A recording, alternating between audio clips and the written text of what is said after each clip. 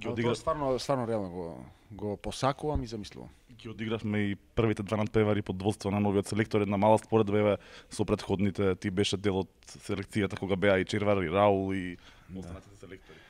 Па видете, јас Што е Јас на после надпреварот со Исланд дадов една изјава која што некој ја сватија позитивно, некој ја сватија негативно, меѓутоа и со Данило разговаравме, мислам дека он многу људски, човечки ја прифати таа изјава, иако знам дека можеби не беше моментот за таква изјава, меѓутоа многу коректно го кажав тоа што го мислам, затоа што бев среќен дека победивме и се уште го мислам. Значи со Данило, да јас имав нешто против Данило, немаше да биде тој мој тренер на кампот кој што го организираме веќе 5 години. Секогаш јас и мојата екипа му дававме најдобра група затоа што го почитуваме, цениме како тренер и сакам сите недоумици кои ги